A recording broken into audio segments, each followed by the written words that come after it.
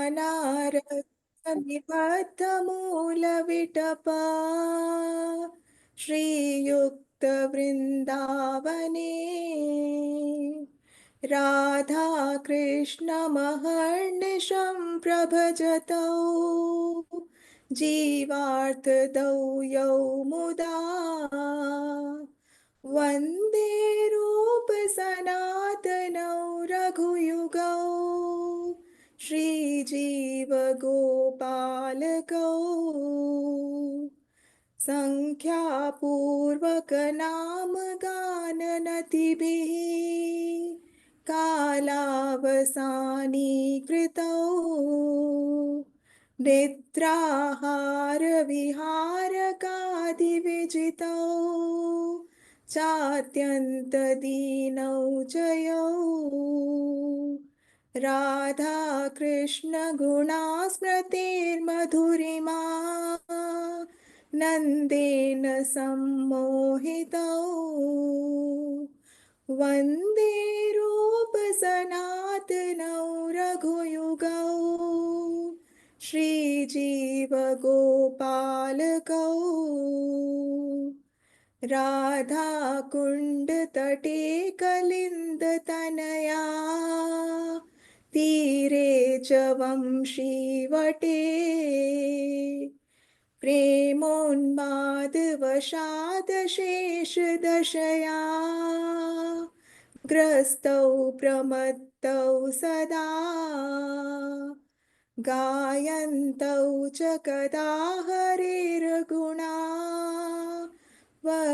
गुणवरं भावाभिभौतौ मुदा वन्दे रूपसनातनौ रघुयुगौ श्रीजीवगोपालकौ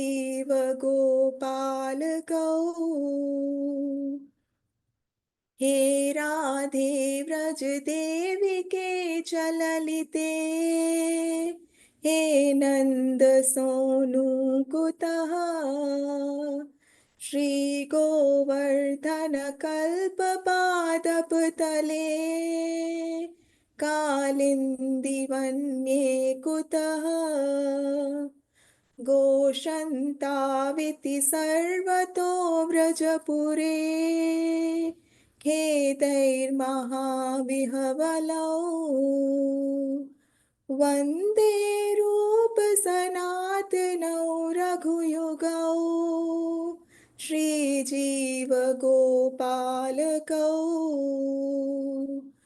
वन्दे रूपसनातनौ रघुयुगौ श्रीजीवगोपालकौ हरे कृष्णा कृष्ण कृष्ण हरे हरे हरे राम राम राम हरे हरे हरे कृष्णा कृष्ण कृष्ण हरे हरे हरे राम राम राम हरे हरे हरे कृष्णा कृष्ण कृष्ण हरे हरे हरे राम राम राम हरे हरे। श्री श्री षड गोस्वामी अष्टकम की जय। Jai. Thank you so much, Mataji, for reciting that Goswami Ashtakam so beautifully. Is Thank it you. possible, Mataji, you could read the translation as well? Yeah, sure, Prabhuji. 1 minute.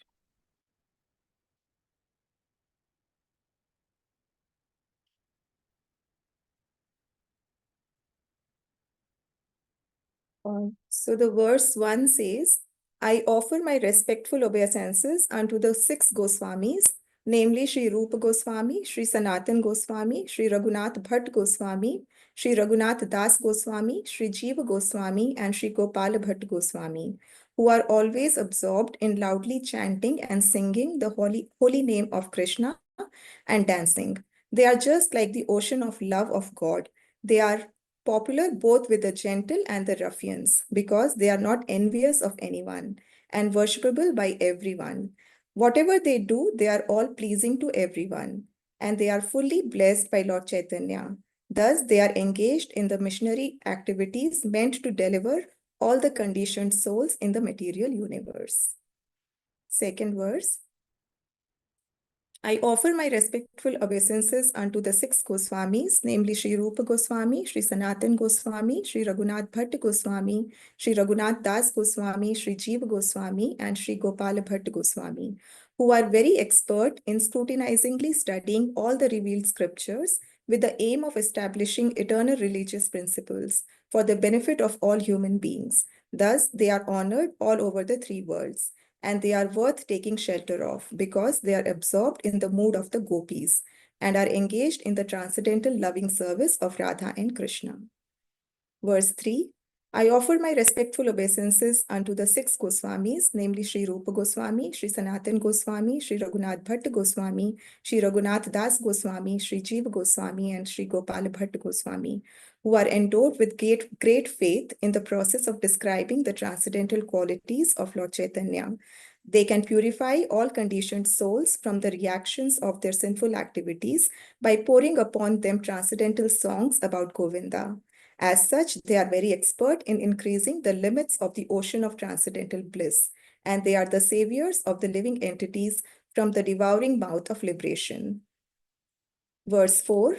I offer my respectful obeisances unto the six Goswamis, namely Sri Rupa Goswami, Sri Sanatan Goswami, Sri Raghunath Bhatt Goswami, Sri Raghunath Das Goswami, Sri Jiva Goswami, and Sri Gopala Bhatt Goswami, who quickly kicked off all association of aristocracy as insignificant. Endowed with compassion, they act as the protectors of the poor conditioned souls, for which they accepted loin clothes and tattered quilts, treating themselves as medicants, but they are always merged in the ecstatic ocean of the gopis' love for Krishna and bathe always and repeatedly in the waves of that ocean. Verse 5. I offer my respectful obeisances unto the six Goswamis, namely Sri Rupa Goswami, Sri Sanatan Goswami, Sri Raghunath Bhatt Goswami, Sri Raghunath Das Goswami, Sri Jiva Goswami, and Sri Gopala Bhatt Goswami, who are always engaged in intensely worshipping Sri Radha and Krishna in the transcendental land of Vrindavan, which is filled with dancing peacocks and with flocks of cooing swans, cuckoos, and cranes. In Vrindavan, there are also beautiful trees full of fruits and flowers, and under the trees' roots, one can find all valuable jewels. With great delight, the Goswamis bestow upon the living entities the boon of the ultimate goal of life. Verse 6. I offer my respectful obeisances unto the six Goswamis, namely Sri Rupa Goswami, Sri Sanatan Goswami, Sri Raghunath Bhatt Goswami, Sri Raghunath Das Goswami, Sri Jiva Goswami, and Sri Gopala Bhatt Goswami, who were engaged in chanting the holy names of the Lord and bowing down in a scheduled measurement. Measurement. In this way, they utilized their valuable lives, and in executing these devotional services, they conquered over eating and sleeping, and were always meek and humble, enchanted by the bliss of remembering the transcendental qualities of the Lord. Verse 7. I offer my respectful obeisances unto the six Goswamis, namely Sri Rupa Goswami, Sri Sanatan Goswami, Sri Raghunath Bhatt Goswami, Sri Raghunath Das Goswami, Sri Jiva Goswami, and Sri Gopala Bhatt Goswami, who were sometimes on the bank of Radha Kund Lake, on the shores of Yamuna, and sometimes at Vamshivat. There they always appeared just like madmen, in the full ecstasy of love for Krishna, exhibiting different transcendental symptoms in their bodies. And they were overwhelmed in the ecstasy of singing the extraordinary qualities of Krishna with great delight. Verse 8. I offer my respectful obeisances unto the six Goswamis, namely Sri Rupa Goswami, Sri Sanatan Goswami, Sri Raghunath Bhatt Goswami, Sri Raghunath Das Goswami, Sri Jiva Goswami, and Sri Gopala Bhatt Goswami, who, greatly agitated with the distress of separation, were chanting very loudly everywhere in Vrindavan, shouting, Queen of Vrindavan, Radha Rani, O Lalita, O son of Nanda Maharaj, where are you all now? Are you just on the hill of Govardhan, or are you under some desire tree in the forest on the bank of the Yamuna? Where are you? These were their moods in executing Krishna consciousness. Hare Krishna.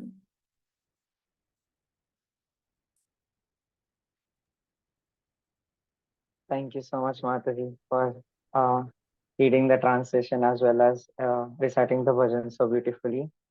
So I would just like to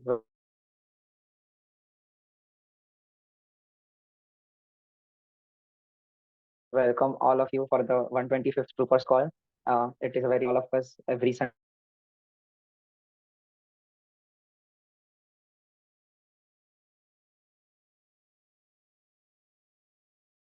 at 6 a.m. Glories about the mood and here, and Mataji has arrived.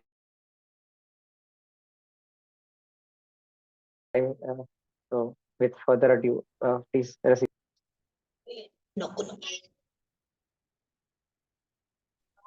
Hare Krishna. Can you hear me? Yes, Yes, Mataji. Because when Panchajanya spoke, I couldn't Mataji. hear it. I wasn't sure if it's my internet or.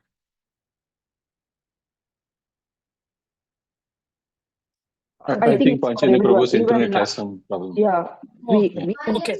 heard it a bit. Okay, fine. Because we are in the festival here, so I wasn't sure how stable it is. Anyway, we'll see however it goes, for how long ever it goes. Thank you, everyone, for giving an opportunity to me to glorify Lord Balaram. Balaram Purnima is coming up very soon, next Saturday, I believe. So, I'll speak a little bit on whatever I've heard about Lord Balaram in the various lectures. I heard some lectures, so I'm just going to repeat what I've heard. I mean, to start with, I didn't have that much time to prepare, so I just prepared a little bit this morning. Om Jnanatimirandasya Jnananjana Shalakaya Chakshurunmilitam Yena Tasmai Shri Gurave Namaha. Chaitanya Namaha. Jai Shri Krishna Chaitanya Prabhu Nityananda Shri Advaita Gadadhara Shri Vasadi Gaura Bhakta Vrinda Hare Krishna Krishna Krishna Hare Hare Hare Ram Ram Ram Hare Hare Om Vishnu Padaya Krishna Krishna Bhatare Srimate Indradyumna Swami Namine Nama Prabhupada Priya Dasai Jagannath Yatrananda Murti Bhakta Sukaya Krishna Kirtanena Narshingena Rakshitaya Namaha Namo Vishnu Padaya Krishna Krishna Bhatare Srimate Bhakti Vedanta Swami Namine Namaste Saraswati Devi Gauravani Pacharini Nirvishishunamadi Ashwati Deshkarine Vantra Kalpatarubhyascha Kripasindhudevcha Hitanam Pavanebhyo Vaishnavibhyo Namo Namaha. Ekada. Okay. So we have half an hour. So we'll quickly talk about some of the glories of Lord Balaram.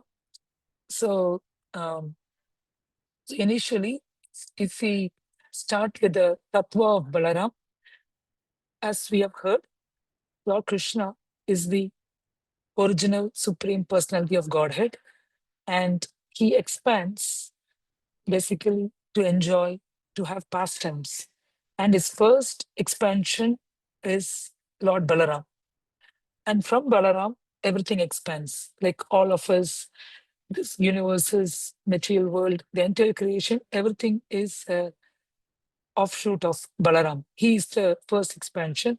And Prabhupada says, and Gurudev often quotes, that there is actually no difference between Krishna and Balaram. They have the same potency. The only difference is the bodily color.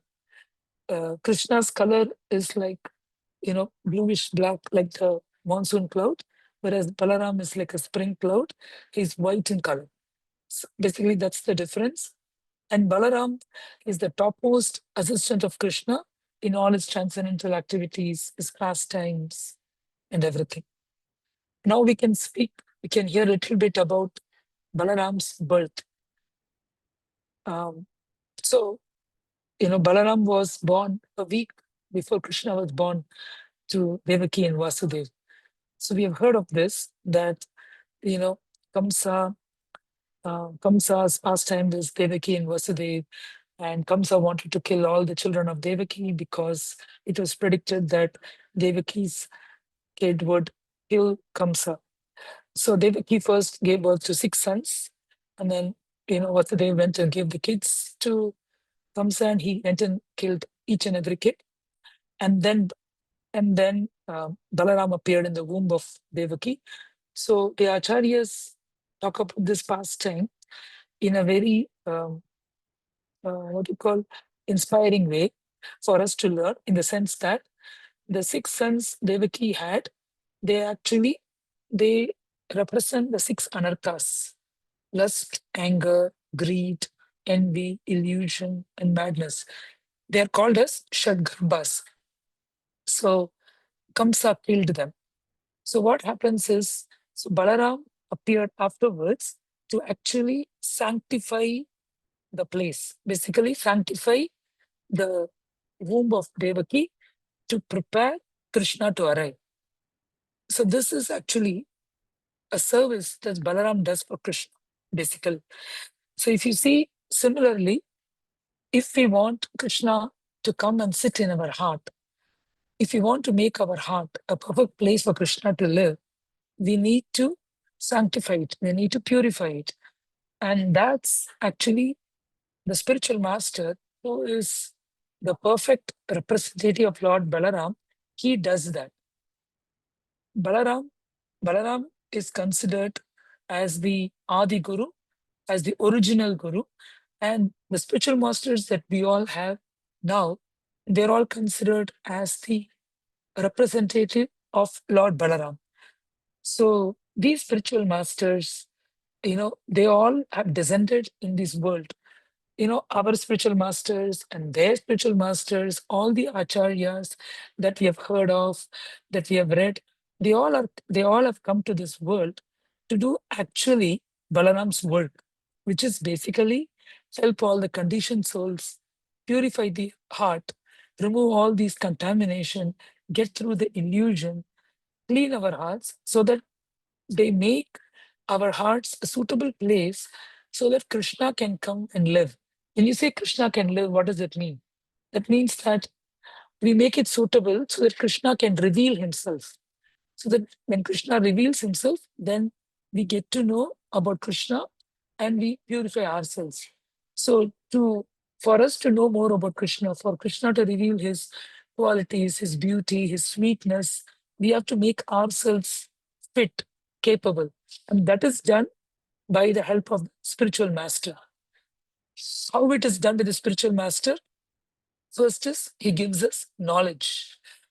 He teaches us, he imparts spiritual knowledge, and then we, using that knowledge, using the knowledge, we cut through the illusion of this material world, so that we can understand. He makes us understand who we are, what is our duty in this world, why have we come to this world. So all this is possible by the mercy of the spiritual master, whose only business, if you rather say, is to act as a representative of Balaram. He does this as his duty to deliver his dependents, his disciples, those who take shelter of him. We have heard of Lord Balaram as he is the source of spiritual strength. For us to directly perceive Lord Balaram's spiritual strength, we perceive it through our Guru. The Guru gives us immense spiritual strength to carry out our duties, day-to-day duties, to carry out the service he has given us, the service our seniors have given us. So we basically get empowered by our spiritual master. See, without the empowerment, without the mercy, it's not possible for us to carry on anything in this world, right? We all want to serve, but the service comes from the Guru, and the empowerment to do the service also comes from the Guru. So basically, he guides us in everything A to Z in spiritual life. When I say Guru, I meant Guru and its representatives. Because sometimes services come directly from Guru. Sometimes it comes from other Shiksha Gurus, senior Vaishnavas, devotees who guide us, our mentors. They all are, categorized in this group called as the spiritual masters, or, the representatives. And Lord Balaram, he serves, we'll learn a little bit more about Lord Balaram. He serves Krishna in all the rasas. We have heard of these 5 rasas, right? So Lord Balaram serves Krishna in all the rasas. Like this entire manifestation, the entire Brajabhumi is a manifestation of Lord Balaram. He becomes the Tadiya, like all the paraphernalia, like the Krishna's crown, his flute, his bed, his everything is actually a manifestation of Lord Balaram. This is, you can, it's described as in the Shanta Rasa. In Dasya Rasa, in the mood of servitude, he massages Krishna. I heard that Lord Balaram is extremely attentive to serve his brother in every possible way. He keeps that as one of his main duty, like how we heard even in Ram Leela, how Lakshman serves Lord Ram in such an attentive way. So in Dasya Rasa, that's his bhav. And then in Satya Rasa, he takes prasadam together with Krishna. He goes for herding the cows as a friend. And then Vatsalya, obviously, as an elder brother, he is very affectionately called as Dauji, the elder brother, one who protects, one who cares for the younger brother. He has that, parental affection. Like he always is worried about Krishna. He takes care of Krishna. This is one of the very nice aspects of Lord Balram's character. Is like he acts as a protective elder brother. We hear in the pastime, right? Like Lakshman was born as younger to Krishna, to Ram, so he could not say many things that he wanted to say, meaning like, he wanted to do differently, but then be the role as a younger brother, he could not go against Lord Ram's wishes. So he had to like leave Sita, he had to let Sita go when Ram wanted to do that to Sita. There are many things that we have heard that Lakshman could not necessarily do the way he wanted to do. So that's why he wanted to appear as an older brother so that he can truly protect in the way he wanted to protect, which is what he tries to do in the Krishna Leela. So even though he knows that Krishna can kill the demons, still out of his parental affection, he used to be worried about that and he used to take care of it. And then in Madhurya Rasa, we hear that Balram expands himself as Ananga Manjari, who is Radharani's younger sister, who serves Radharani, even in that aspect. So Balaram, he exists just to please Krishna, just to serve Krishna. Like he's called as the servitor personified, like the service attitude personified. All he does, all he, what you call, all he exists is to please Krishna. And his mood is always to adjust according to Krishna. Whatever pleases Krishna according to the pastimes, according to the current Leela, he molds himself. For example, in Ram Leela, in that pastime, Lakshman did not even sleep for 14 years because he had to protect Ram and Sita when they were in exile, because that was his mood. He went with them to protect them. So he did not sleep. Whereas in Krishna Leela, there are pastimes in a very joyful mood. Lord Balaram drinking Varuni, he has his own gopi. So if you see, the mood is very different because it's not about Balaram. Balaram does to assist Krishna in his pastimes. So he basically adjusts himself. So this changing the mood according to the will of the master. And sometimes he also acts against the will of Krishna just to enhance the pastimes of Krishna. He gives opportunity for Krishna to be glorified and then for Krishna to do whatever he wants to do. We have seen many times in the Mahabharata, in the what we call in the war against Pandavas and Kauravas, Krishna was on the side of the Pandavas. Krishna used to glorify Pandavas, whereas Balaram used to be on the side of the Kauravas.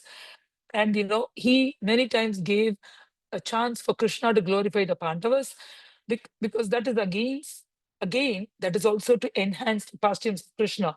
It's not that Balaram was against Krishna or he was trying to argue with Krishna, but it's all done in a way because his main attitude, his main goal is to please Krishna. Srila Prabhupada says very nicely, I heard in the lecture, that Krishna is the main hero and Balaram acts as the cooperator. He cooperates in the pastimes just so that it's sweet and the mood is nice, so that Krishna is ultimately pleased, because that's what Balaram wants. And there is another name. Balaram has a name called Sesha, right? Ananta Sesha. And one of the meaning of Sesha is that is one thing that decorates the other object without consideration of oneself. That's Balaram's character. He always wants to give credit to Krishna. He wants Krishna to be glorified without taking any credit for himself. That is seen in I don't remember fully that pastime. Isn't it, Govinda? Like, I think Balaram did not want to go to Puri because I think he did not want to be worshipped or something, because he wanted Krishna to be glorified. I think there are other pastimes like that. Basically, because he is acting as a servant, right? That's what he is showing us. He's a servant. He wants Krishna to be glorified without taking or needing any respect for himself. And another thing, if we can learn here is, Krishna was on the side of the Pandavas, and Balaram, if you see, he was giving mercy to Duryodhana many times. We have heard about many of those incidents. So we are all like Duryodhana in the sense, those qualities. We have all those qualities in us, some envy, some greed, some anger, all of those. So we all need Balaram's mercy. We can't get to Krishna's mercy directly. We need Balaram. We want Balaram to beg for us to Krishna. Balaram begs to Krishna on behalf of conditioned souls like us for Krishna's mercy. So we need to go through Krishna. And Balaram is so kind and easy to approach. And Srila Prabhupada said in a lecture that devotional service is actually the property of Balaram. He is the embodiment of devotional service. So we have to go through Balaram to get Krishna. And we know that spiritual master is the representative, the true representative of Balaram. So that's how he teaches us how to perform devotional service, so that we get purified and then we become qualified to get Krishna's mercy. Same thing holds good with Balaram's incarnation, Nityananda Prabhu. We have heard of Jagai Madai pastime. Lord Chaitanya, he liberated all these elevated personalities, Sarvabhauma Bhattacharya, Prakashananda, whereas Nityananda, he gave mercy to Jagai Madai. So we are all in the category. So that's why we are going through this path, because we need to go where we get mercy according to our level. So our level is, we all come to this material world, and we all have a baggage. We all have these things that we need to be purified of. So that's why we have been given this path. Srila Prabhupada has given this path of this parampara system, where we go through our seniors to our spiritual master, to his spiritual master, eventually to Krishna, so that they all cultivate us, prepare us, purify us to receive the ultimate mercy.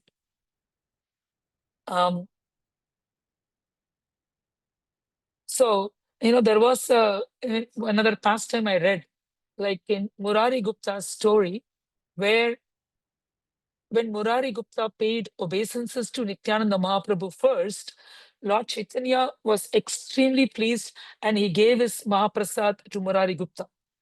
So Krishna is also pleased very much when we, the conditioned souls, approach Lord Balaram or his representative, which is Nityananda Prabhu, which is, our spiritual masters, instead of directly going to Krishna, because that is the bona fide path. So when we approach our spiritual master, learn from them, respect them, serve them, honor them, please them, it actually pleases Krishna very much. This is the bona fide path, and that's the path that will guaranteedly please Krishna. And the another thing that we hear of Lord Balaram is he is the existential potency. Basically, everything exists because of Lord Balaram. He's called the Sandhini Shakti. How Radharani is the Hladini Shakti, internal potency. Balaram is the existential potency.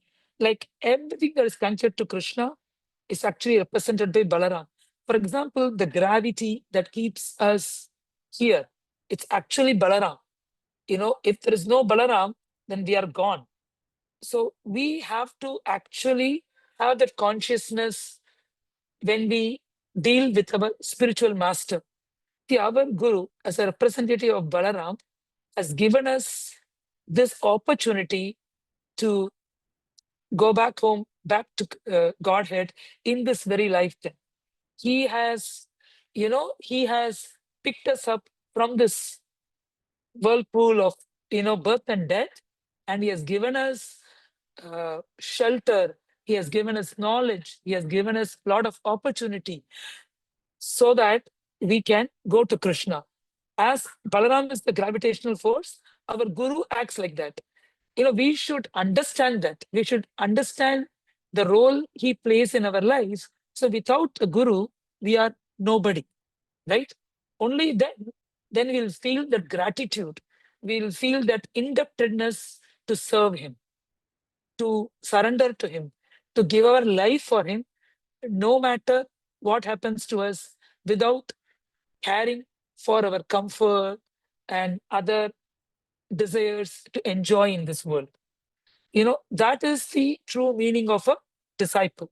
That is what, that is why Krishna has this parampara system. He has that. If you see, Srila Gurudev acts like that. We all keep hearing about, see, this book tour was not at all there 2 years ago. You can think Gurudev, when he started book tour, he was 74 years old. He doesn't have to do it. First of all, he doesn't even have to write books at 74. He has already served Prabhupada for many, many decades. For 50 years, he's been a devotee. He's been a guru for how many years, Govinda? 1979, right? So he's done everything. But then he doesn't think like, okay, I've served my Guru, because he's actually can think, but he doesn't think. Okay, I've served my Guru, I'm done with it. Now I can go and maybe rest or something. No, he thinks, well, I've heard many times Gurudev says, Prabhupada gave me this. I need to do this for Prabhupada. He has this burning desire. How should I increase my service to Prabhupada? No, I have to tell everyone about Vrindavan so that people can get attracted to Vrindavan. So they will get the desire to live in Vrindavan tomorrow, to serve in Vrindavan. So he goes and reads all these books, hours and hours to prepare a class. And then he has to prepare a class, deliver the class, and then later print a book.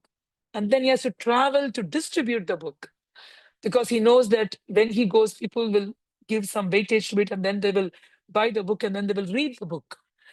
So many things he's doing, in the sense that he considers that he cannot repay the debt to his spiritual master in this lifetime, whatever he does, how much ever he does. So, I mean, this is probably a very high feeling. I shouldn't say feeling, a very high sentiment, but we can learn from that. Learn from that in the sense, what is our goal? Only when we know our goal, then we can say that, okay, in that trajectory, I am here, I'm on that path, I'm going towards that. We need to know the goal. We need to know what should be our attitude, what is expected of us, so that we can correct ourselves.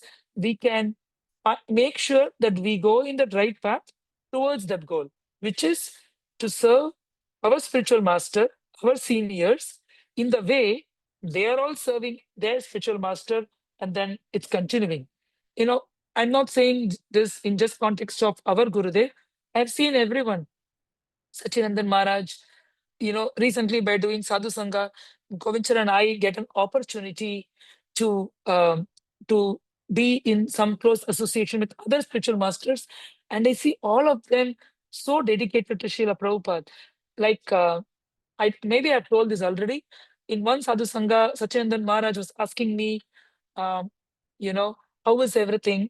Are devotees troubling you with so many things, so many needs, so many requirements? I said, yeah, but it's okay. Then Maharaj said, you um, think of this, then you will not feel any anxiety. Uh, what he said is, I'm paraphrasing it. He said that you should think like you have been begging on your knees for multiple lifetimes to get this service opportunity to serve the devotees in Sadhu Sangha. So only when you think like this, only when you have that attitude, then nothing will bother you. Basically, what he was saying is getting a service is actually a privilege. It cannot be taken for granted. It's a privilege your guru is giving, another senior devotee is giving. Basically, your authority is giving you that. Why? Because they want you to improve. They want you to, they want us to get purified, get removed of our anarthas. Basically, they want us to fulfill the purpose of us appearing in this world, which is to go back home, back to Godhead. So that is their, only motive.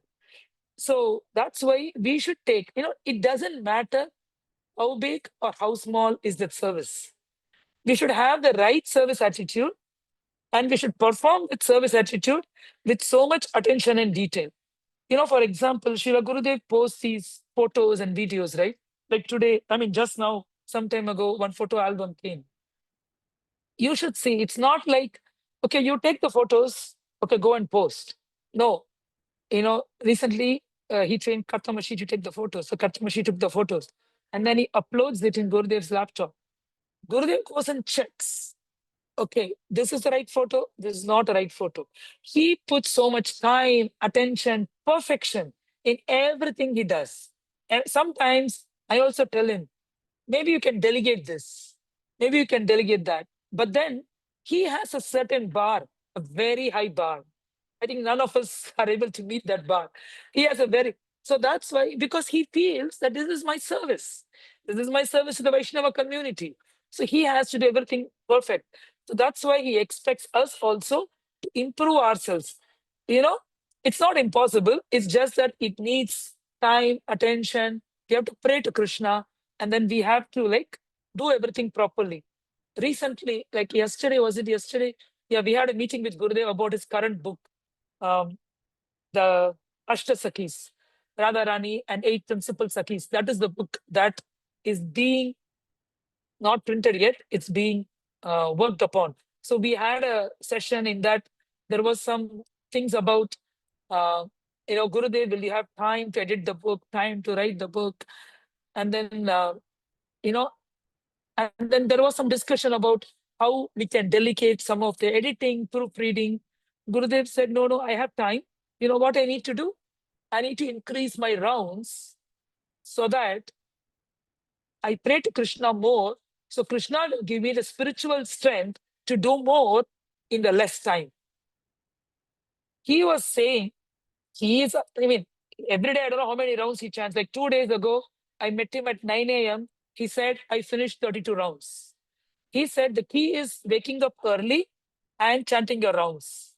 Because after that 9 o'clock, Gurudev gets all other services, right? So many things happens in the Polish tour. So he wakes up early, no matter when he sleeps. This might be a very high bar, but I'm just telling this so that we understand his mood. So he doesn't think, he thinks that he needs Krishna's protection.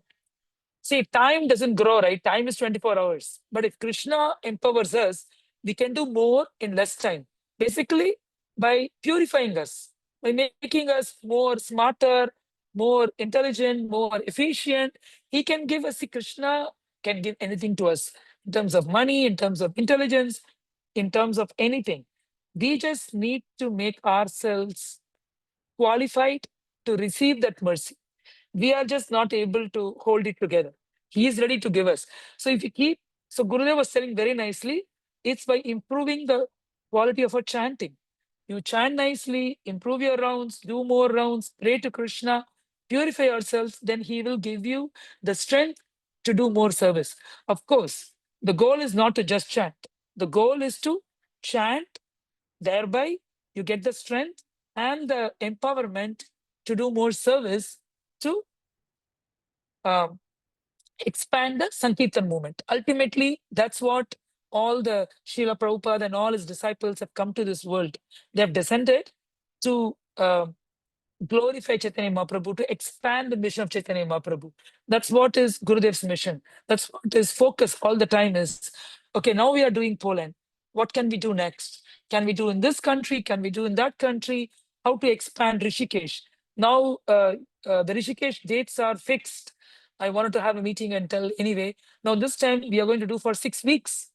Because Gurudev initially did 3 weeks. Then he said, why only 3? It became 4, it became 5, now it's 6. Because he says that when you are able to preach, let's preach more. Let's attract more souls. Let's bring more such right souls to Krishna consciousness. Let them hear the holy name. Let them hear the classes. You have to go. Ask Mataji if you have to go. So, so that's what his mood is. Basically, we have to purify ourselves so that we become fit to do devotional service, to enhance, to preach. If you ask ourselves, we all don't know how to preach or how to expand. All we know is our Guru knows. We can just do a little part to assist him, so we can assist his Guru in expanding the Sankirtan movement. I think I'll finish here. Hare Krishna.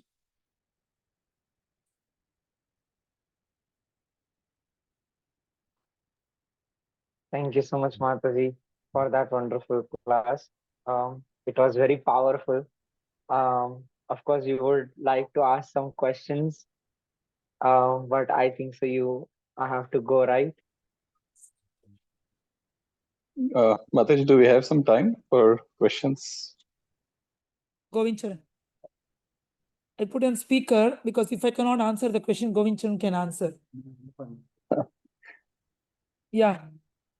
Please Thank you. ask. If I know, I'll answer. If not, somebody else can help answer.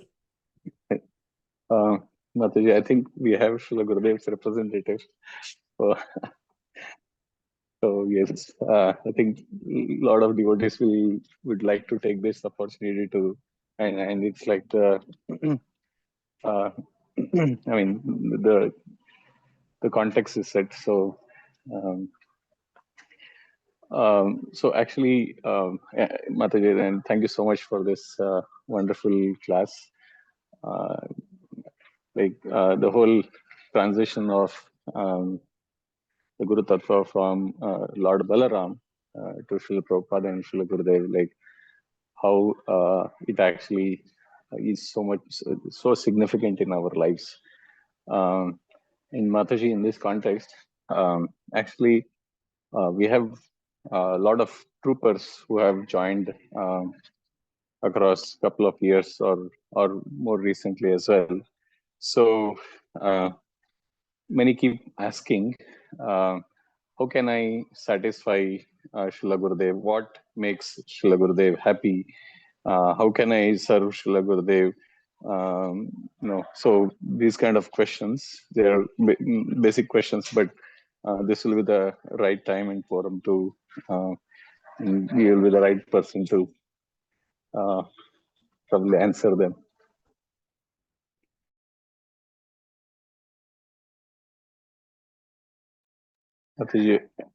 One second. Yeah. 1 second. Okay. Okay. Yeah. Well, to satisfy Gurudev, it's a very high bar. I'm not satisfying him either. I am nowhere close to it too. Because whenever I do something, Gurudev asks me about the things I have not done. He comes up with another list, what I have not done, and then I say, yeah, it's in my to-do list. Then he says, put that on the top of your to-do list. I said, okay. So, see, what we can do is we can try to the best of our ability. And I would suggest that, we take a simple service and do it properly, trying to do many things. So, because the quality matters in whatever we do. Like sometimes, I engage devotees to help me in some services. And then this is what I tell them, that even if you're not able to do fast, do correctly. Because, in anything we do, we have to pay attention to detail and do that properly. And then once we do one service nicely, we should add more according to our capacity. And when we pray and we do more, Krishna will gradually increase our capacity. Like what I'm saying is Krishna will make the situation favorable, or, maybe he might remove some obstacles, but it all starts from something small. I mean, not to boast about myself or something. Originally, when Govinda and I started knowing Gurudev in 2002, we were doing like some one service. And then every year, slowly it added, and somehow the work, the family situation, our living, everything kind of became favorable, by Gurudev's mercy. So what I'm trying to say is we don't have to start with high aspirations. We can, we can approach our seniors or authorities who are giving us the services and take a small service. See, we should be assured that whatever I'm doing is pleasing my spiritual master. For example, even if you take a lecture and you're transcribing the lecture for, for some purpose, like, Gurudev has some websites, we have to post in it, or there is a book coming. So it might be one lecture. You probably spend 2 hours, 3 hours hearing it, and then you're transcribing it. So if you do that thoroughly, you should feel satisfaction. Oh, I got this service. I did this best. So I've transcribed it. And during that process, I also learned these points that Gurudev said in the class, which I will try to imbibe. And, you do that carefully, thoroughly, and then you find that, oh, I can do more than this. So please, you go and approach your authority. Here, for devotees, the authority might be, maybe Giridhari is engaging some people, Vijay Narasimha is engaging some people. There are many other devotees here in this group. There is Haridasa Varya Prabhu, Keshava Gopal Prabhu. There are many people doing services for Gurudev through many mediums.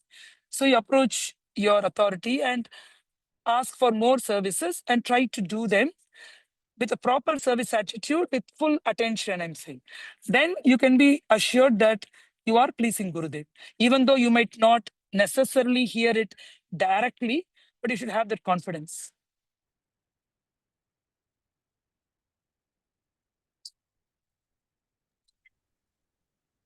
Thank you so much, Mataji. Is that okay? Yes, perfectly all right. I think I just opened it up for letting others have any follow-up questions if they want. Shivani Mataji, you raised your hand. Please go ahead and ask. Hi, Krishna Mataji. Please accept my humble obeisance. Thank you very much for the very wonderful lecture. I have a very personal question to you. Like, since you travel a lot with Gurudev and you're handling a lot of things, so I just want to know, like, how do you manage reading, and like, what are the tips which you can give to someone like me who's struggling a lot? So, yes. Manage what? I didn't catch that part. Like, Manage?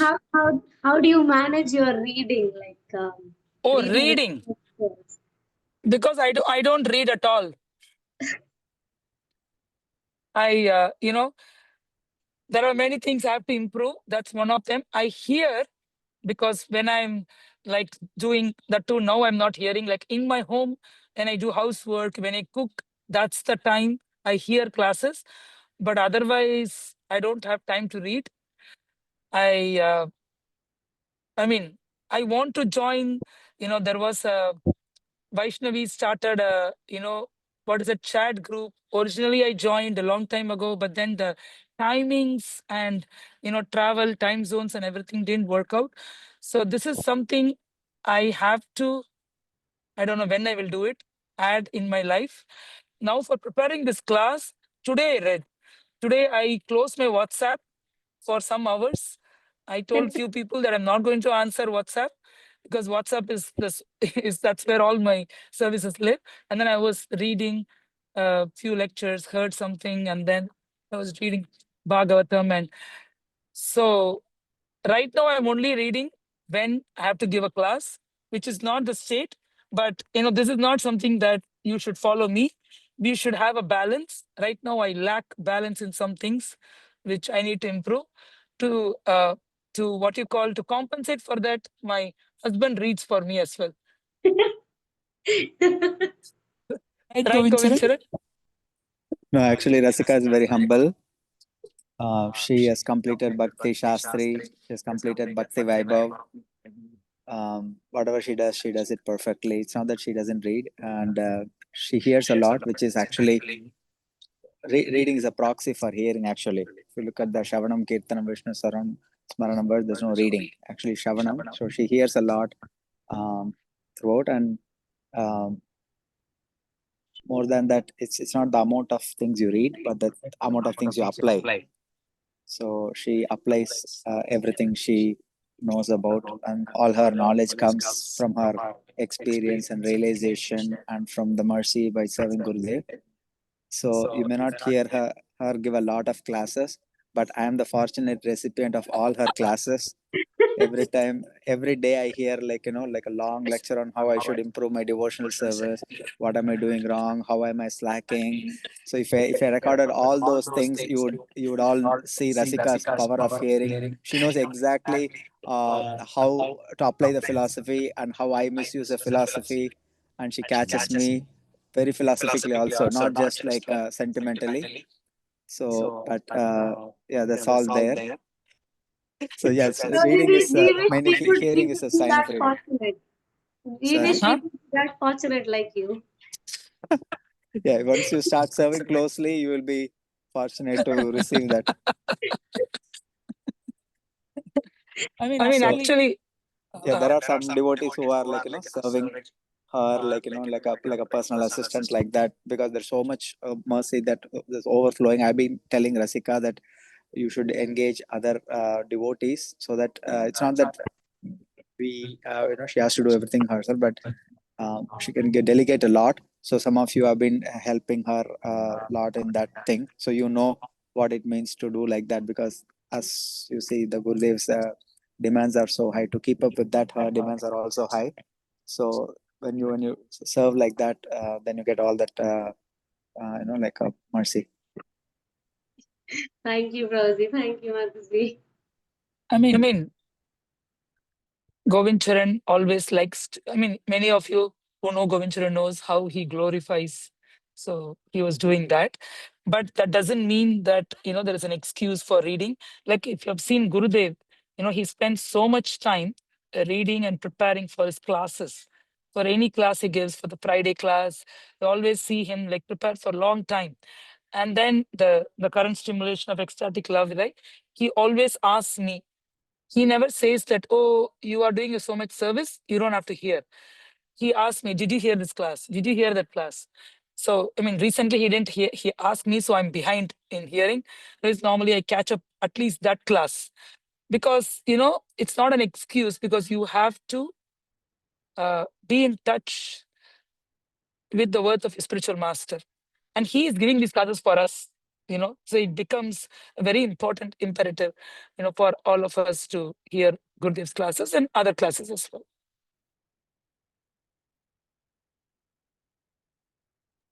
Thank you, Mataji. Thank you.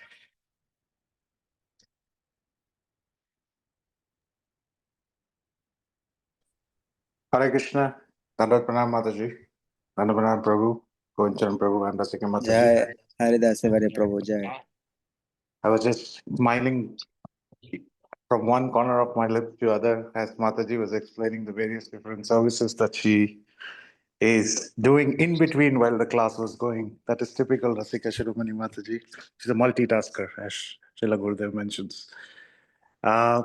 Very, very fortunate to be taking out some time and listening today. It was so wonderful to hear all the great services that's happening. I had a question because you both have been in thick and thin through the ups, the downs of these services that has been going on for a long, long time. If I have to ask, like you mentioned, Mataji, that 2002, you both had this glorious chance of meeting Srila Gurudev. Over the course of decades, decades of this service, if you have to, I mean, it's very difficult to categorize, but if you have to categorize how Srila Gurudev has paved and changed over the years in terms of his preaching strategy. So from your viewpoint, how do you see that? Just for us to understand because we see the lectures of 89 is very different from 90s. The 90s lectures are very different from 2000, and the current lectures are more nectarian, as it's more mellowing and mellowing. How do you both see these phases from 2002 to currently? You want to answer? I mean, one distinct change that we all observed is the time pre-COVID and after COVID. Because during COVID, Gurudev says many times that I was stuck in Vrindavan mercifully. So he had to stay in India. And at that time, he used the time to go through a lot of books. So that's when he started giving this Vrindavan lecture series. Now we have over 500 lectures. Like many times I tell Gurudev, when traveling, it's okay if you skip 1 week, because sometimes it's too hectic for him. And still he does that class, and then he says, no, this is something I'm relishing so much. And I know that it's benefiting so many devotees, including some of Gurudev's godbrothers. They look forward to the classes, weekly classes. So earlier, Gurudev wasn't focused in this aspect of reading and giving classes. At that time, it was when he was going to like many countries like Russia and lot of Middle East and so many other places. We used to hear his classes in the temples and in the programs. We did not hear these classes, which were specifically prepared, to go into the pastimes of Radha and Krishna, to go deeper and deeper. All that is only available, by a person like Gurudev, who has to read and realize and present to us in a form that we can understand, because we can't go and read all these what we call esoteric books. So that is something I see a very distinct change in Gurudev, that he considers this as one of his main service now, that I need to tell Haribo, and you tell the devotee community about these hidden leelas, about these pastimes, about these nectarian stories that are not accessible to everyone, that are not easily accessible. So that's why they have to be delivered properly. So he does a pakka recording, so that everybody can listen, and then later puts it in a book form. And he doesn't want to miss this for any other preaching engagement. So this is one change I have observed. Govinda, you want to say anything? I'm trying to think what other changes over the years. And the scope of Gurudev's preaching obviously has increased. Like, in the US, for example, the Sadhu Sangha retreat, right? It wasn't there in 2002. Gurudev used to visit America for 3 weeks from 2001 to 2010. And then he said, it's getting a little too much to go to every city 3 days and then pack, unpack, move. That's what he was doing.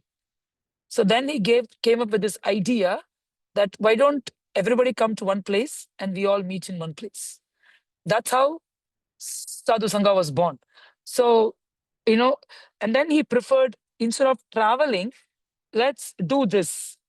And then, and it also gave him an opportunity. We can see that Gurudev was able to meet a lot of his God brothers, and he appreciated that so much, because he doesn't there is no, like, among preaching, there is no separate time or endeavor to go and meet somebody. Gurudev travels based on, like, okay, in this temple I have to go visit, I have to, this is my annual visit to London, this is this I have to do. Wherever I meet. So, and this, he was feeling so much satisfaction from meeting his God brothers. So this gave a very nice medium for him. Like in Lord Sadhu Sangha, we had about 150 Prabhupada disciples. That was the largest. And you don't believe, Gurudev gave the theme of the Sadhu Sangha to honor and respect his God brothers and God sisters. He was saying that this should be the mood of this event. They all are given so much. See, normally Gurudev would focus on Kirtan, on, of course, that's still there. We have to do, the best Kirtaniyas, the world-class Kirtan. We have to serve very nice Prashadam. We have to do. Last year, the focus was, we have to take care of my God brothers and God sisters who have given so much for Prabhupada. And Gurudev said one point, like, I am famous. Some of us are famous, but not everyone is. And then he went and spoke to so many of them, thanked so many of them, appreciated. So I was seeing that one also, like Gurudev loved associating with his God family more. That was one thing I noticed. Narayana Govinda, over the years. Huh? Yeah, and then more, see, and by Krishna's mercy, Gurudev is getting more ideas. Like once he went to Rishikesh just for a visit, and then he saw so many Western people, because Gurudev always wanted to give Krishna consciousness to brand new people. Basically, because that's why Prabhupada went to America, right? Prabhupada went to America because he wanted to preach Krishna consciousness in the Western world and change them, because they have no idea. So Gurudev, so he knows how hard or how difficult it is to get people to a program. For example, in New York or in San Francisco or anywhere, to make them come to a program, sit and hear kirtans, it's not easy. And then when he saw in Rishikesh, he was like, oh, there are people already here. They're already looking for something higher. So they are already one step closer. So, that suddenly gave him this idea, why don't we, instead of preaching in the West, why don't we preach here? When the people are there, they can take it up more easily. They are more ripe, so we can take them to the next level. So that's how, Rishikesh started. So, from preaching in the West, he changed to preaching in India, because it's not the West or India that matters.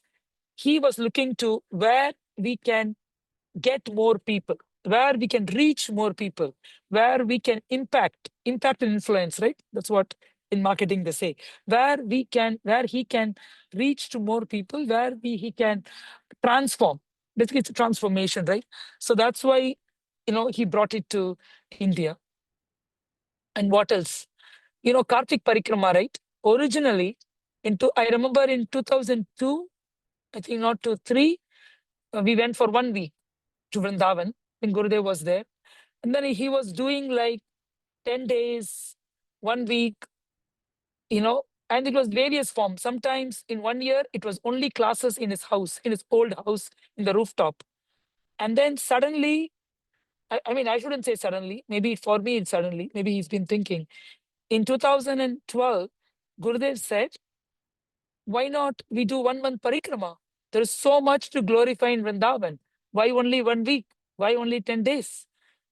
There are 5,000 holy places in Vrindavan.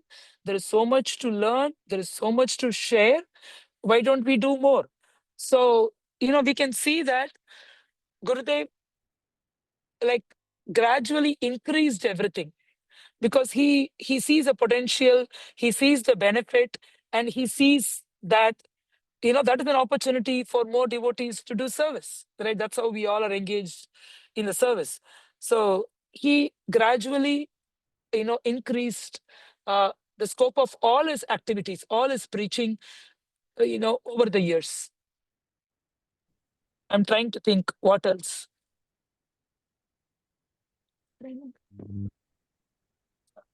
Mataji, if you could speak on something like Gurudev, his mood of preaching in China. Mood of preaching in China.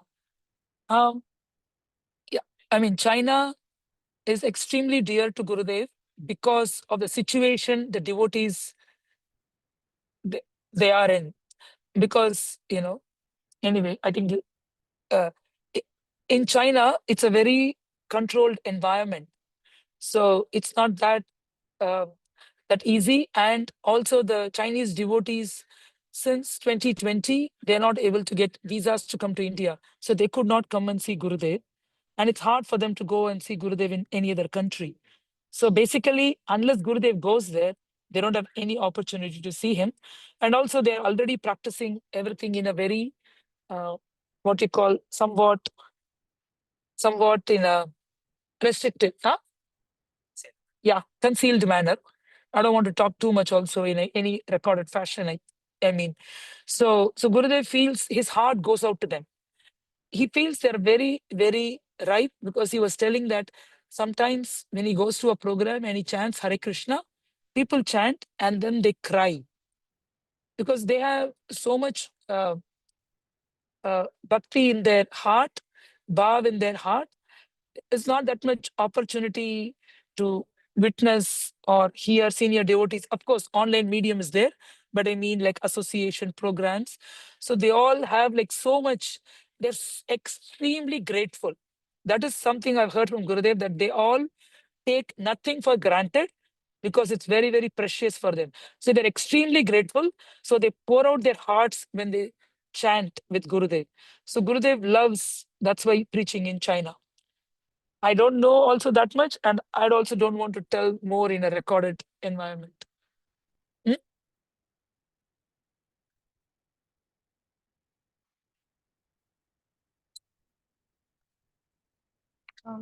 Hare Krishna Mataji. Hare Krishna. Thank you so much for this wonderful association. I have a question regarding services. Sometimes we have our own conditional duties and roles and responsibilities to be taken care of. And sometimes even though we are so fortunate and blessed to have wonderful spiritual services, but sometimes it is becoming really tough to take it forward and handle everything. And could you please share your realization and your inspiration to go forward towards spiritual services? Yeah, I mean, we have to live in this material world. So we have to go to work, and, we have a family. So we have to take care of our people who are dependent on us. So, oh, Gurudev is here.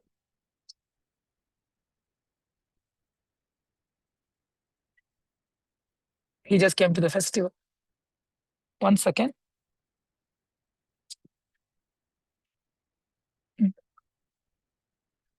So,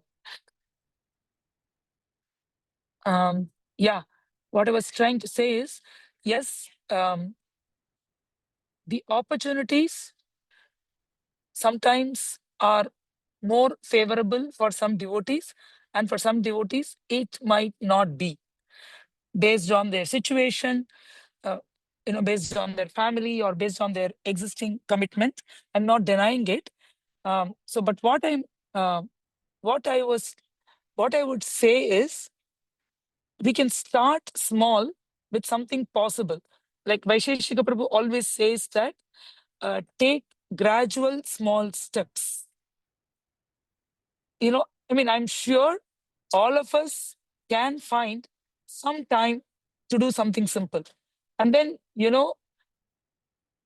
and if we cannot even do any service, chanting sincerely is the greatest service to our spiritual master.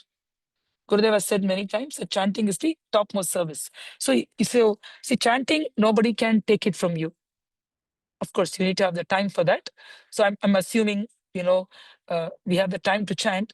So chanting sincerely, chanting properly, that nobody can take. So that we can do. And then, if we balance, if we use our intelligence, if we are more careful navigating this world, we can try to find time where we can engage in little services here and there. And the thing is, we should never be discouraged thinking, oh, I'm only able to do this. It doesn't matter. You do what is possible and then grow from there. I mean, if you have a lot of time and then you waste it, that's a problem. Then we can think of the situation that others are in, like the Chinese devotees are in, when they don't have an opportunity because of social or political situation. See, we are all in a free country. We can practice what we want. And say your situation is, for example, that you have 2 hours every day. You can choose to look at your phone and browse through Facebook or Instagram or whatever, or you can choose to do something useful.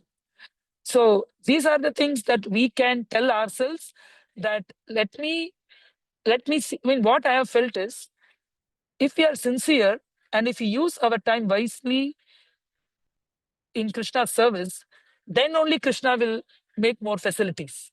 If you're already not using it, Krishna is not going to make it easier for us.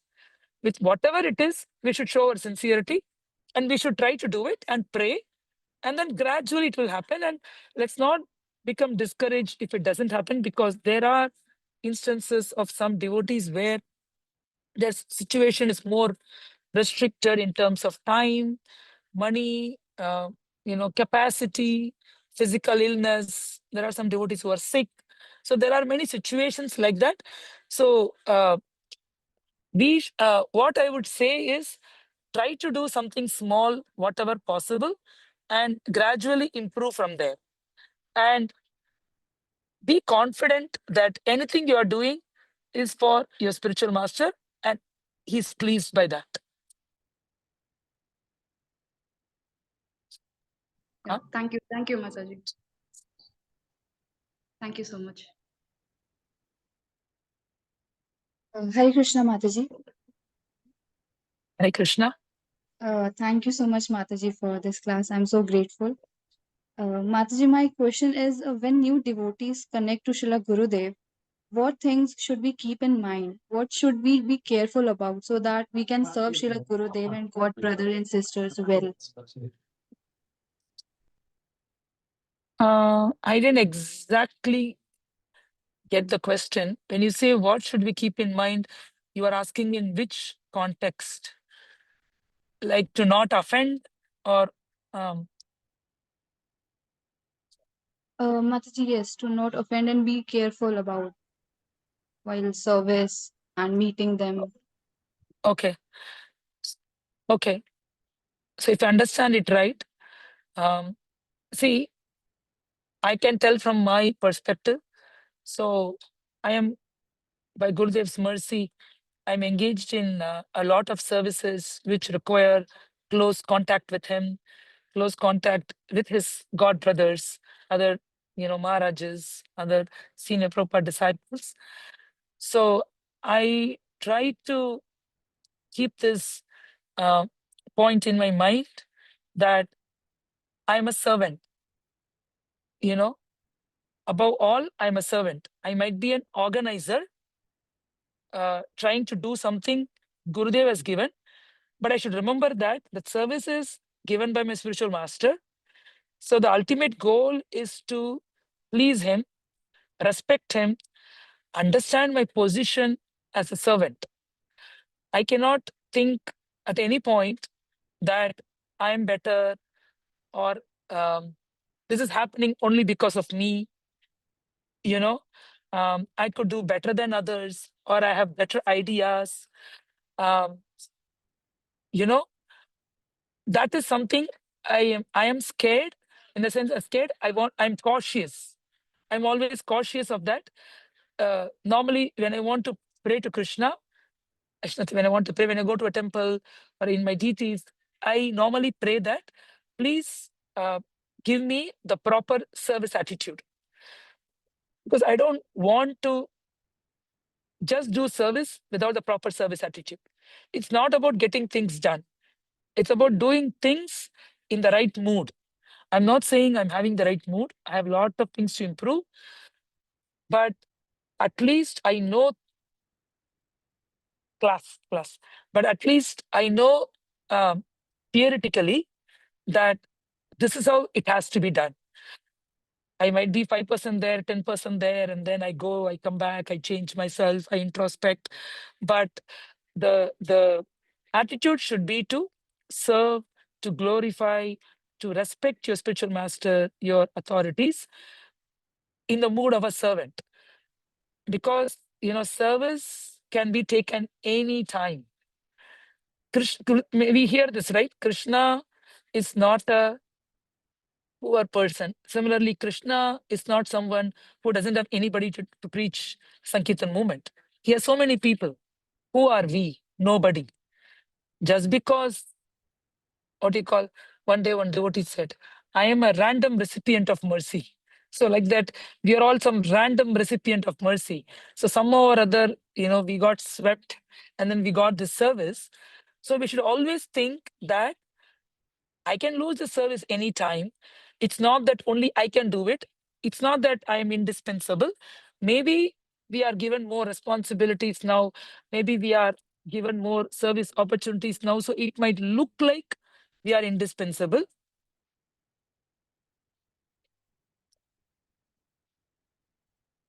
But even in big companies, they replace CEOs in a day. Nothing falls apart. Everything goes. People change. Everything happens. It's so we should do our service in that attitude. Recently, I remember there was something I was doing and Gurudev added a person to that, I think the tour or something. Normally, I push back because of, money, this, that.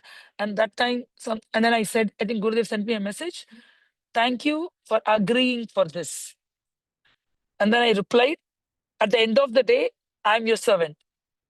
The only reason I'm differing with you is for the practical reasons. So, and I pray that I reach a point when we have unlimited resources or unlimited capacity, I don't have to differ or disagree with you on any point. That's what I wrote those 2 days ago. So I was telling him that, he was thanking me. And then, see, the only reason I say, no, Gurudev, let's not do this because this will cost more. Because I think of something else. Because it's my duty to tell him that if you add this, that might get affected. Because I can't expect him to remember everything. So as a duty, I tell him. But if he vetoes it, that's fine. At the end of the day, he is the master, I am the servant. So I have to agree to it. Then I have to think how to handle both. That's my problem, not his problem. So that attitude, I pray that I don't want to forget. I mean, even if I forget, I want to be reminded of it so that I can correct myself quickly. Is that okay? And that's my Yes, Mataji. service. Thank you so much, Mataji.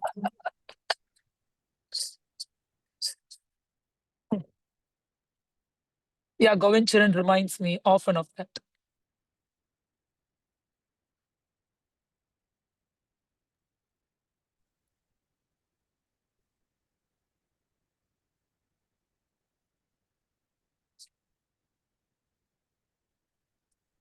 Oh, yeah.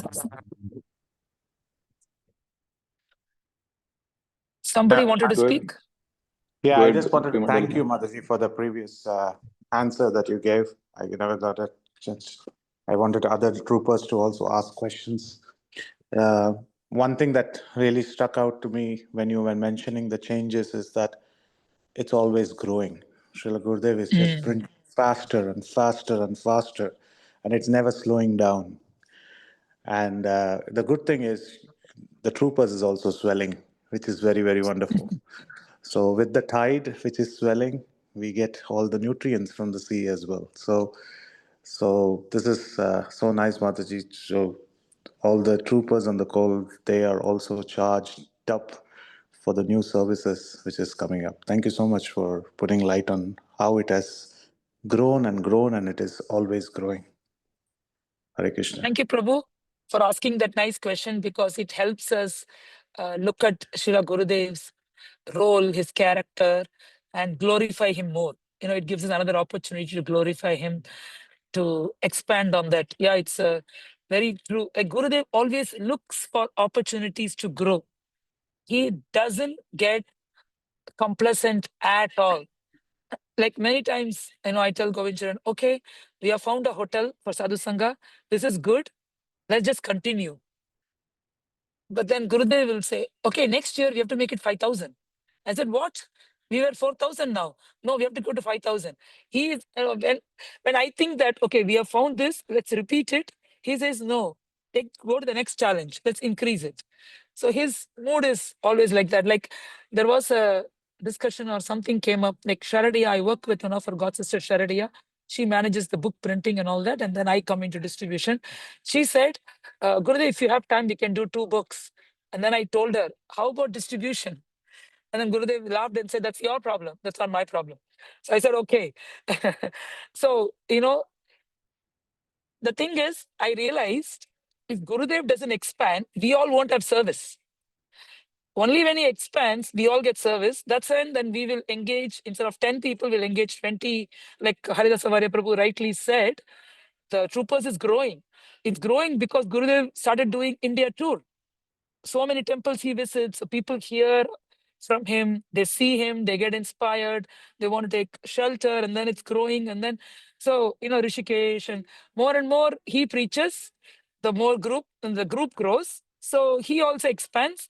So it's like it's feeding in itself. So, that's a very nice formula. Thank you, Prabhu.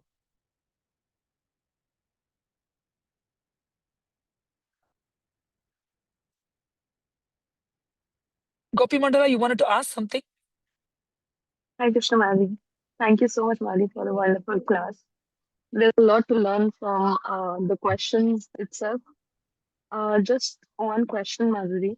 Actually, since we have joined the Troopers India, we are watching the exemplary seniors, God brothers, God sisters, doing services 24/7. So I just wanted to know that with their material life and jobs, how it creates the changes, like what kind of changes in the sadhana and prayers in their life. If you can just throw a little light on that. The last line, I couldn't hear it clearly. What did you say? Mataji, actually, the question is, if you're doing the services like 24/7 with your material life and jobs also, so how it creates the changes in your sadhana, like what kind of change it gets in your sadhana, in your prayers, in your life altogether. Sadhana. Changes in your sadhana. As somebody else also previously asked, Govinda, you want to answer? He's laughing. Go ahead. No, the question was not obvious because we don't think of sadhana at all.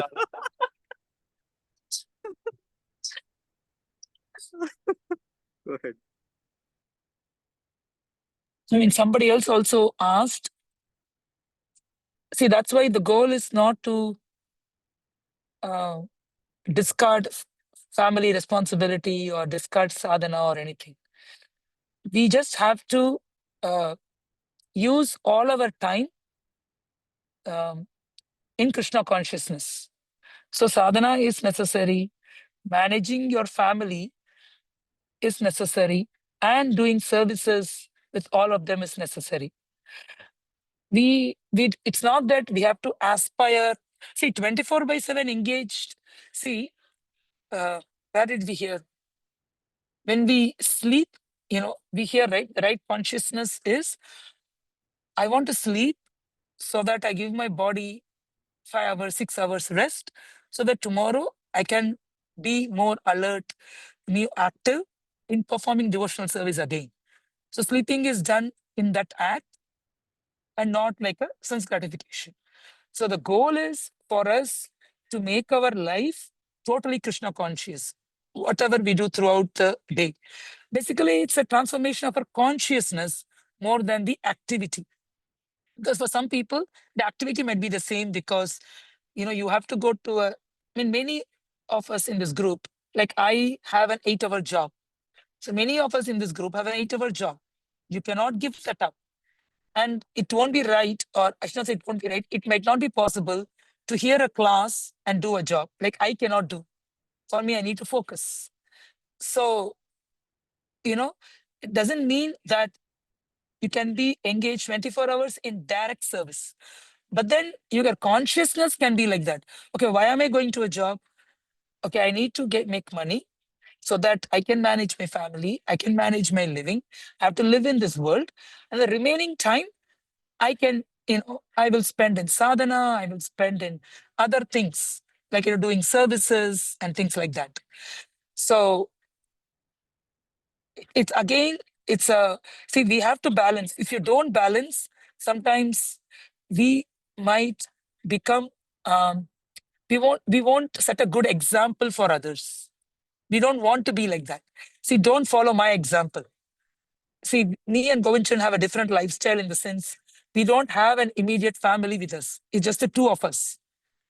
If I had children, that's a different responsibility. Or if I had parents living with me, see, when my parents were there in June, when I was back in the US, so every day I had to cook for them. It was very busy for me, but still I had to cook for them. Some days it was too busy, so I'll ask my mom to cook. But normally I don't like to ask her because she's 73 years old and she has come to my place. So it's my due, and I am free 12 months in a year and they are just coming for a month or two. So I felt it's my duty to take care of them when they are with me. So I try to cook for them. But when it becomes too much, I ask her and, she's happy to do it. So what I'm saying is when in those days, I had to do whatever is necessary. So we all have to do what is necessary to lead a life in a sane, balanced way. But we just have to be conscious so that we don't get entangled in unnecessary things. Things which can be avoided should be diplomatically or carefully avoided. Not like, we are not here to burn the bridges with our family members or with anybody. At the same time, we can't give up all our principles. So that's why there has to be a fine balance. Again, I'm giving a general answer because it differs case to case on how to deal with all of these things. Can I add? Just I think in June, my brother's family also was visiting us from India, and Rasika's, like her parents were also there. Almost like 3 weeks, we had to take care of them. I mean, they're coming to our home for the first time in like 25 years, and he's the one that sent me to US, and I felt some obligation to take care of them while they were in US. So we had to drive and take them around, and so normally Gurudev gets a immediate response from Rasika, but those 2-3 weeks it was like a little slow response, meaning when she calls or sends a message, she would reply after 1 hour. That's like really slow for him, right? So he was getting impatient every time. She would ask Rasika outside, Gurudev, we are outside. Can we, get back to you tonight, like that? So he got tired of it. One time he said, when is this family stuff getting over? Because he is a sannyasi, right? He can't, relate with all the frictional losses that happen in family life. So that's when we were realizing, how fortunate we are that, throughout the last 25 years, we have been mostly, you can say, free from many of the responsibilities, partly thanks to my sister Gokulatarni also, because she was taking care of my dad, and, my, brothers were taking care of them. So we didn't have to spend so much time for the family, so we could do all of it for the moment. So I was just thinking how much Gurudev's bar is that it doesn't matter whether you serve him for 20 years, even like 2-3 weeks of delay in service. He was like saying, when is this family stuff getting over? And it was not like too much delay or anything.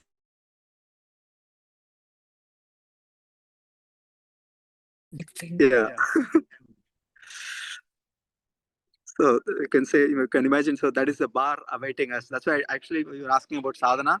I was telling recently, Rasika, that actually we should stop chanting, because the purpose of chanting is to ask for service, and we're getting so much service that we are not able to even do the service. And why are you chanting? So you can say, that's how it should be overflowing.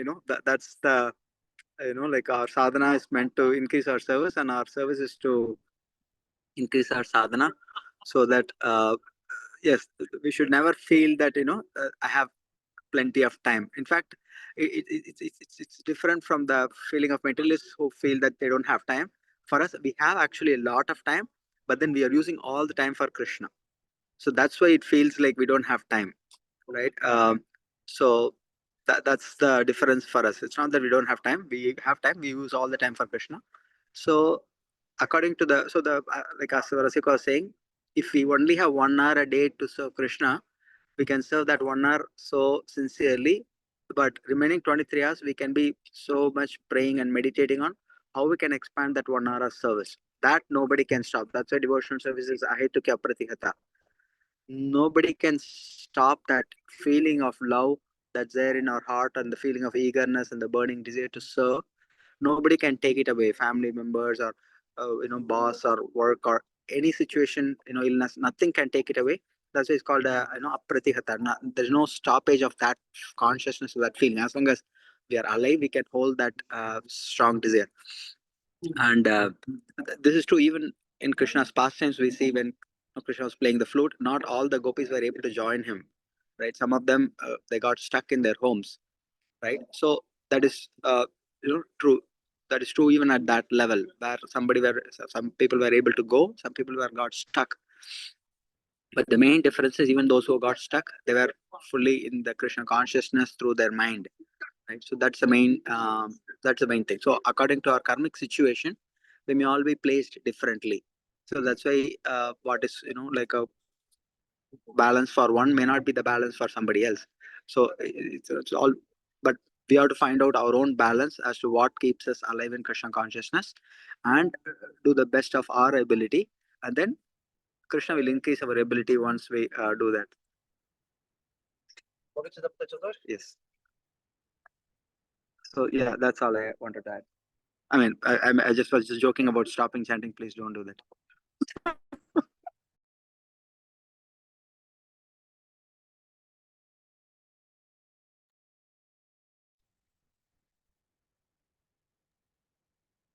Yes, Apurva. Hare Krishna Mataji, Dandavat Pranam. Am I audible? Yes, you are. Yes. Mataji, I wanted to ask about chanting, since you were discussing about sadhana and chanting. So, like, if sometimes, like, because of responsibilities and all, if we are not able to manage chanting 16 rounds in one go, like, and if we are not able to chant in the morning, like, how to maintain that, how to maintain a good consciousness, like, how to prepare ourselves while chanting in the afternoon or in the evening, like, how, because it's very sometimes I don't know how to properly ask this question, like, because we hear in the lectures that in the morning is the best time to focus, and but sometimes due to responsibilities and work it becomes a little difficult. So I don't know if I am the right person to answer, because I don't chant in the morning. I chant whenever I get time. But I can say what we have heard, not what I practice. So, yeah, I mean, chanting in the morning is always recommended, and chanting continuously and finishing it is recommended, so that, our mind is fresh before the day starts, and the mind gets loaded with all the responsibilities and the to-do list in the mind. So when you chant first thing in the morning, then you can focus and the distraction is less. In your case, your question is due to work and things, you're not able to you're not able to finish all your rounds in the morning. So I don't know your exact situation. See, the best thing is to, as you say, is to do it in the morning. But if you cannot do it in the morning, say you're doing it at your lunchtime at work, maybe you can play Gurudev's tape or Prabhupada's tape and chant and try to focus. Because during the day, the reason we are not recommended to chant later in the day is because the focus is less, the distractions are more. We have to bring back our mind 100 times more than in the morning. If you cannot do it, then maybe I would recommend you can try to bring the focus by, going to an isolated place and maybe hear the Maha Mantra, because many devotees I have seen that day when Prabhu was putting Gurudev's tape and chanting with it to keep the focus. So that is one option. But definitely, if you chant with people around, then it's again going to be hard. That's why morning is also a recommended time, because everybody else is busy. Even in your home, they are sleeping or doing other things. But if you have to chant while traveling or in the road, then it's definitely going to be hard. But if you don't have time to chant at all, then you can do it. But better is to find the times in the day, even if it is not in the morning, even if it is in the evening or in the afternoon, but trying to find the proper place and the proper environment where you can focus on your hearing, focus on hearing the holy name that you chant. Govinda, you want to say? Already mentioned in the chat. Already mentioned in the chat. Oh, I didn't see the chat. Change your job. Well, not everybody has the luxury to change the job.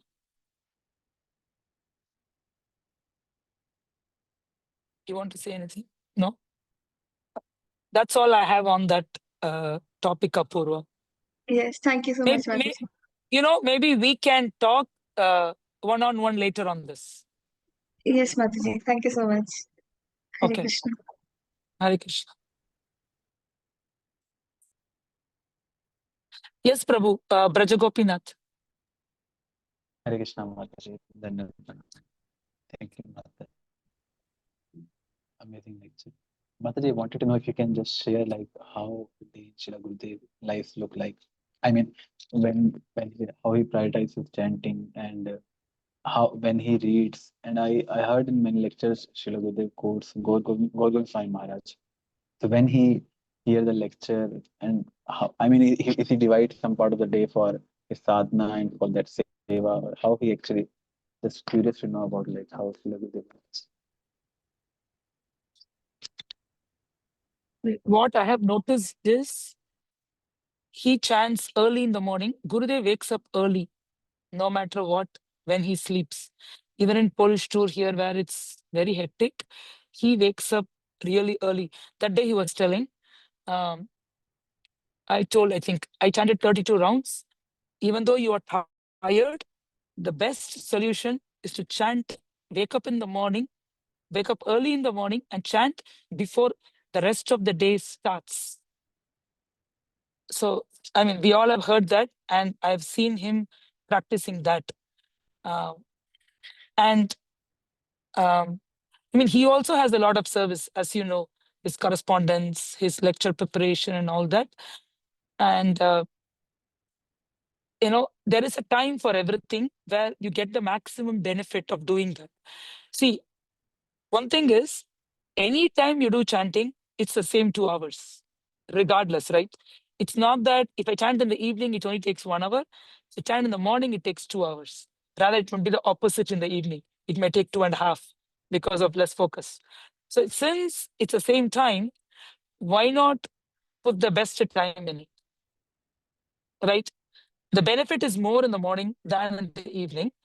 When it's possible, of course, when I say possible, with your family or your work or all that, when you're able to, when things are in your control, then better chant. I have seen him chanting in the morning so many times, regardless of when he sleeps or when he, whatever he has. Of course, he's also focused in many things. I think sometimes he's on preparing a class. Like, I think, say, for example, he might have prepared something in the previous night and then next day he's continuing. He might wake up and start writing that because he has to prepare. And then he might chant later. But normally, I've seen him at least here or wherever. I mean, I don't travel so much with him, but then he chants in the morning. He makes it a point to chant. And that day, recently what happened is I went to his room for a meeting, and then that was 2 parts. And then I said, I'll come for the second part. He said, what are you going to do? I said, I'm going to go and chant. Why don't you sit in front of my GTs and chant? So that day, that 16 rounds, I sat in, that meeting was going on in that corner. So I sat in front of his GTs and chanted. It was so nice that day. Of course, due to many other things, me and Govinda walk and chant because that's the only time for us to have exercise. And that's what Gurudev recommended us to do, because he wants us to exercise to be able to be fit. Otherwise, both of us are 50 years now. But I've noticed that Gurudev many times sits in front of his GTs and chants. And that day I was asking for something. No, I don't want to go. I will rather sit in front of my GTs and chant. He loves doing that. And about reading and all that, I don't know about a specific schedule. I think all that depends on his service. Like, he reads for his class preparation. He reads for writing his books. He reads probably to answer a email or, to post something in Facebook. So all that he does, I mean, that happens throughout the day at many points in the day, whenever that it requires. So I don't know of a specific time or how much he spends. But I do know that when he's preparing for his Friday class, he sits like 8, 9, 10 hours and works on the class non-stop. No breakfast, no lunch, nothing. That flow is there. That flow cannot be broken. That day also, we went to a festival. He forgot to have lunch. I don't know what happened. Then, beginning of the festival, we asked. He said no. At the festival finish, at 10 o'clock in the car, he ate first meal of the day. So because we can't imitate him, because he's not in the material platform. He's in the transcendental platform. So, and also for him, he starts something, he wanted to finish it because that's in his mind, the thoughts and the flows in the mind, and he wants to finish the class, and he has to record a class. So all that he has to complete.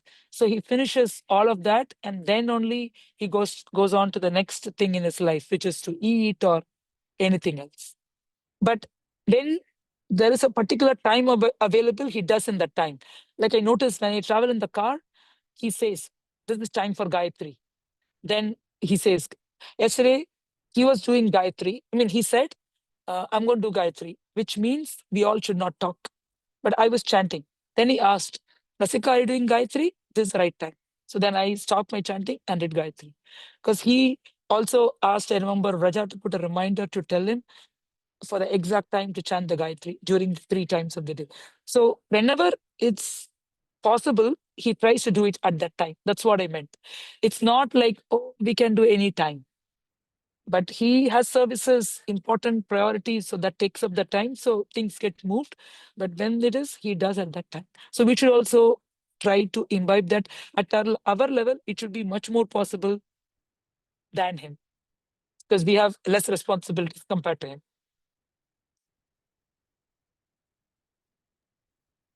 Thank you. Thank you. Haribol Aditya. Hare Krishna Mataji, Dandavat Pranam. Dandavat Pranam. Mataji, I have a question and I have a doubt, and I am going through this from a very long actually. it happens like I have got some seva or I have got I'm some not able to hear you. service. Is it me? Oh, My internet. Mataji, can you hear me now? Hare Krishna. You're audible. You're audible, Aditya. Hare Krishna. You're audible. Haribol, Asika's internet is flaky. Oh, okay.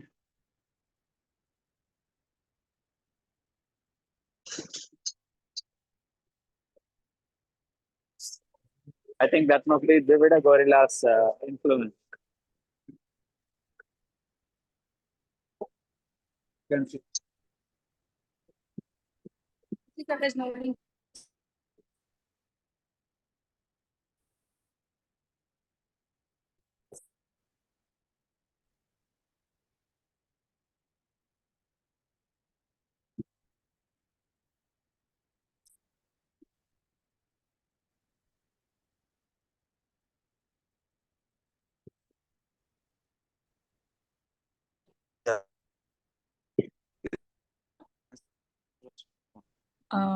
Haribol, sorry.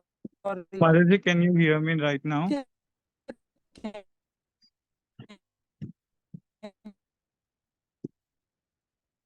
Read your question. I didn't hear your question. Hare Krishna, Mataji. Yeah, go ahead. Mataji, Konja actually, Hare Krishna. Yeah, go ahead. Mataji, sometimes I have this tendency that I go and get into a lot of, sometimes it happens, and I have experiences that I go in some sort of mental speculation that this is not the right time to start a specific service. Maybe I should start it like this time, and I will be able to do it more productively and with more precision and with more focus. So I delay that thing for some time, and it goes on like a Only loop sometimes. where I aspire to do some service with all the perfection and attention, and I end up with a lot of delays. And then I realize that I'm already very short on time. Then anyhow, I just try my best to finish that seva, and in the end, I feel like I should have started it like very earlier, so as to work on it like with a better quality with respect to time. So how should I work on this thing? It's not procrastination actually, but yeah, it It is sounds at the same time. it sounds to me like procrastination, isn't it? No, when you said right time, is it like astrological thing? No, it's not like astrologically. It's like I feel like if I will do it like this way, it will be more good, or it will some time back you were saying that Gurudev have a very high standard. If he's doing something, he want to do it like in a very full-fledged mood, or with all the attention and perfection, and that perfectionist attitude that everything should be seamlessly perfect, spotlessly perfect. So with that approach, sometimes it goes very ill. So I mean, how should I work what with this? I have a simple What I- solution. go ahead. So you can try your next meal to completing. To have your next meal after completing that with the perfection. Okay. If you hear me? Yes. You're breaking up, but we can hear you. You can speak here you want. You're breaking up. Yes, Prabhuji. Actually, your voice it broke in between.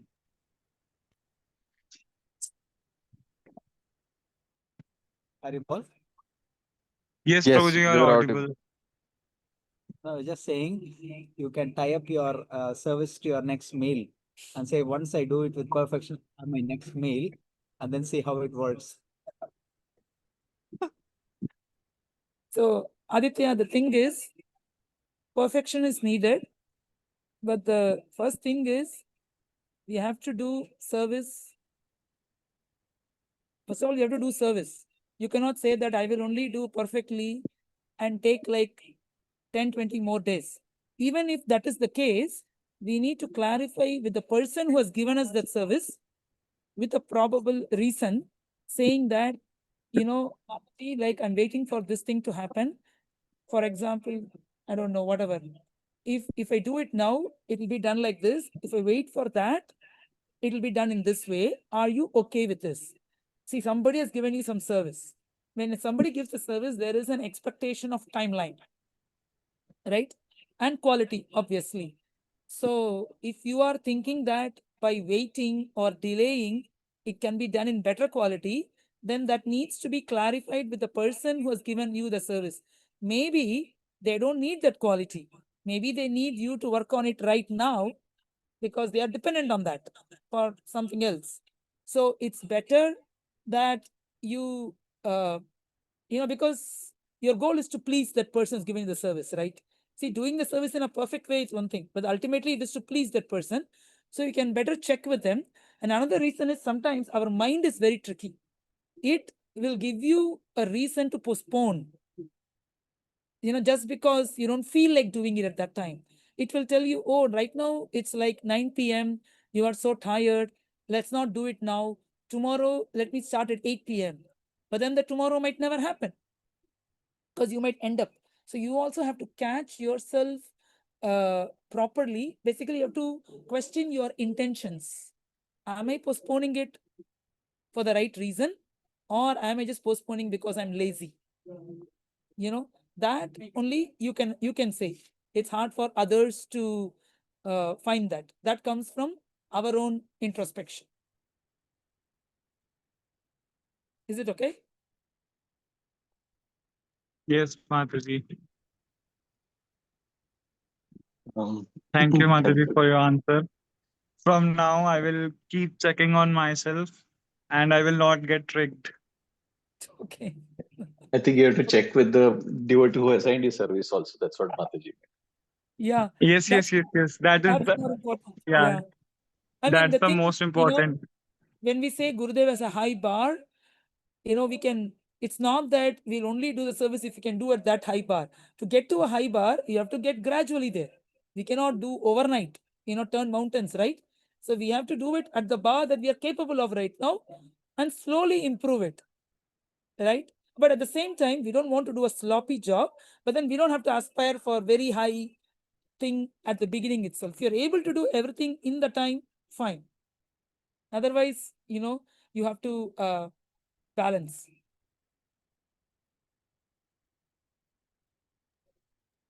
Okay, Mataji. Thank you for your answer. I will keep this thing in my mind and go on with these things. Sure. I'm sure you will be able to do it. Thank you, Mataji.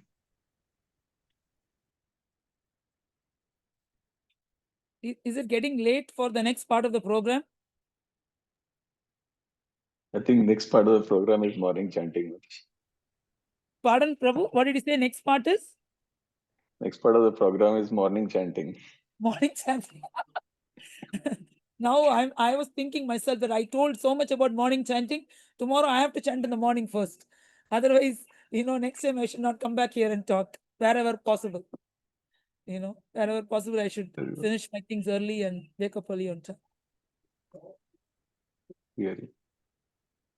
Okay, so I think the questions will not stop. It is it's just that unfortunately we'll have to conclude so that in the interest of time, yes, it's a little late.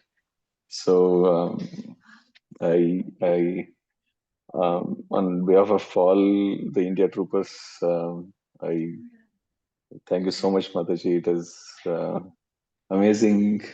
I think we had, as Prabhu also mentioned, we had a biggest gathering today after a long time. So everyone was looking forward to this particular session. So we could actually, hear so much nectar. It was yeah, and best thing is like we have this recorded and we can hear it more and more. Yeah, devotees would like to definitely relish this interaction. So yes, Mataji, and really, really grateful. Thank you so much. And season 2 also, Geetika Mataji wants for this session. So yeah, Sorry, Mataji. what did you say last? I didn't hear. Geetika Mataji wants part 2 of this Part 2 session. Definitely, who doesn't want it? So yeah, probably after Krishna, after Janmashtami, we can probably see if we have some time. We can definitely arrange. I mean, if you are free. Yeah. Okay. After, I have spoken so much. I also need to follow certain things, imbibe certain things. So I need some time for that. And then, yeah, we can meet afterwards. Thank you for this opportunity. It was very nice to share about Srila Gurudev and, share with all of you who all have the same aspiration and the same goal to improve your services to Gurudev, to get more connected to Gurudev. So if I am helping in a small way to get you inspired to serve better, to serve more, then that I consider that as, some service to Gurudev from my side. I'm very glad to be of service in that regard. Thank you. Yes, obviously, Mataji, I think when it is spoken from devotees who are service personified, I think it actually has a different motivation compared to just speaking. Obviously, I mean, everyone looks up to you for as a role model of serving of a servant, a true servant of a spiritual master. And hearing from you is always so motivating and inspiring. And yes, okay. Thank you. Yeah, devotees. I think I would request. There are so many devotees who couldn't join, so request devotees to who has joined this session to post your realizations and what you actually what is your take home from this conversation, and some nectar, whatever you can share. Please post it in the group. It will actually encourage others as well to join and relish these sessions. This is actually being arranged for for all of us to come together and this sangha and relish together. So these are all very very memorable, cherishable moments for all of us. Though we are we are all in different parts of the world. It is amazing that we are able to come together and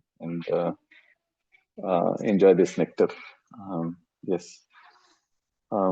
Thank you so much, Mataji, once again, and Govinda Prabhu, and taking out important part of the time, part of the day to spend with us. Thanks for your association once again. Thank you. It was very nice, this conversation, to talk and share with everyone. I mean, it's not that we know better or we are just sharing what we have heard or seen, and there's a lot more that I personally need to improve, imbibe, and it's a continuous journey for all of us, and we can help each other along the way. Yes. Yes, this is the 125th call. Yes. Thanks for reminding, Govinda. Yes, Wow. this is great. Congratulations, 125th call. That's very nice. Wow. So 155 means 2 years almost over. 52.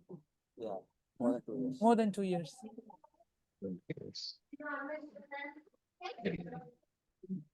Right. Thank you so much. Yeah. Thank you, Vijay Nashinga Prabhu, Gurudev Govinda Prabhu, Panchajanya Prabhu, and many others who are holding the fort and rallying the troopers to attend these calls week after week. It's not easy to do anything consistently in this material world. This consistency is a sign of your devotion. And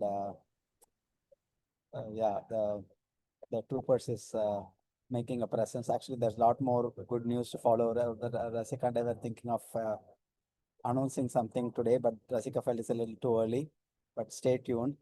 It's coming up soon. Like a wonderful, like what do you call, like a lottery ticket for all the troopers in India. Lot of services coming up. So with that suspense, we'll sign off here. And also we have Kathamrita Mataji here. She's one of the original. Hare Krishna. Joined, I think, the first Polish tour, and she has been acting as a deer in Ramayan from the first tour. She's like a very, very sincere devotee, always eager to hear and chant. Whenever we meet her, she always asks for devotion. She's always hearing. Like somebody was asking about this balance, right? So she's such a qualified devotee, but you know, she doesn't work a full 9 to 5 job because she just works enough to keep her body and soul together, so that the rest of the time she can spend for Bhagavatam and chanting. So that's her mood. So which means, you know, normally we think we don't have time, but it's not so much about time. It's a question of what is our priority. If we make Krishna our priority and learn to live simply with what we have, then our needs are simple. Then we get more time for a Krishna. So she's you know, personification of that principle. And probably we can sign her up for one of the future classes. She speaks really good English as well. So yeah, so there are many such devotees that are serving Gurudev. So we'll introduce them to this group one by one as time proceeds. Yeah, that will be a nice idea. Thank you. Hare Krishna. Hare Krishna. Thank you, Prabhuji Mataji, for giving you. your time. Hare Krishna. Hare Krishna.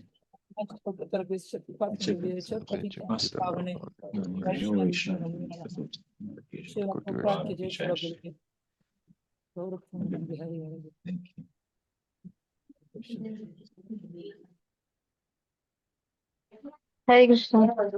Thank you so much, Mataji Prabhuji, for the wonderful class.